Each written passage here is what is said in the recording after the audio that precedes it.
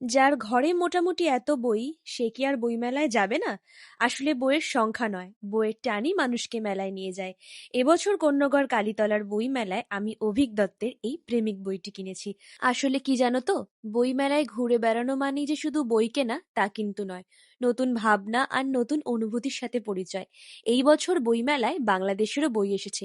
ভাষা এক, অনুভূতিও এক, শুধু দেশের সীমানাটা আলাদা। পাতা উল্টাতে উল্টাতে বুঝলাম সাহিত্যে কোনো দূরত্ব নেই। আর তোমরা যারা পদ্মজা বইয়ের জন্য আমাকে জিজ্ঞাসা করছিলে, তোমরা যদি কন্যগড় বইমেলা একবার এসে ভিজিট করো, তাহলে বৈচিত্র্য থেকে পদ্মজার সাথে সাথে অনেক বাংলাদেশি বই কিন্তু তোমরা পেয়ে যাবে।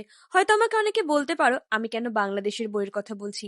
কারণ পদ্মজা বইটি বাংলাদেশ তথা ভারতে এতটাই জনপ্রিয়তা লাভ করেছে, তাই বই প্রেমিক প্রেমিকাদের জন্য বাংলাদেশে এই পদ্মজা বইটি কেনার ইচ্ছে প্রায় সবার মধ্যেই থাকে। তাই তোমাদেরকে বৈচিত্র্যের কথা বললাম, একবার এসে ভিজিট করতে পারো। আর কিছুদিনই রয়েছে মেলা। জানো, যখন ইলমা বেহরোজ আপুর সাথে আমি কথা বলেছিলাম, মানে পদ্মজা বইটি যেই আপু লিখেছে, তাকে আমি বলেছিলাম যে তোমার বইটি যদি আমাদের ইন্ডিয়াতে পাওয়া যায় তাহলে কিন্তু অনেক মানুষ পড়তে পারে। আর তখন আমাকে আপু বলেছিল যে বইটি কিন্তু কলেজ স্ট্রিটে অনায়াসে পাওয়া যায়, তোমরা চাইলে সেখান থেকেও কিনে নিতে পারো।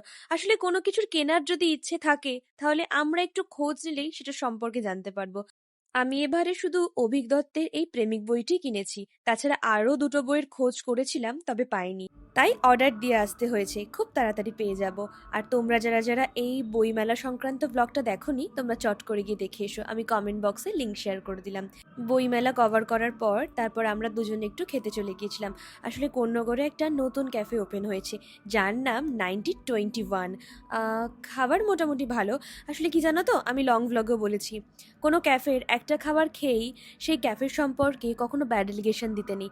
হয়তো আমি যেই খাবারটা খেয়েছি সেই খাবারটা নাই ভালো হতে পারে, অন্য খাবার ভালো হতে পারে। মোটামুটি আমারও ভালো লেগেছে।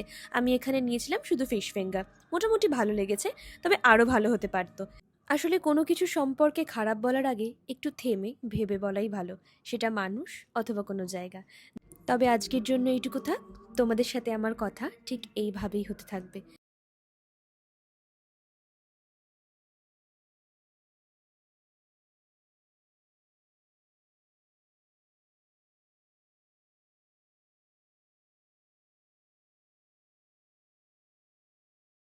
চলো টাটা, তোমরা খুব সাবধানে থেকো।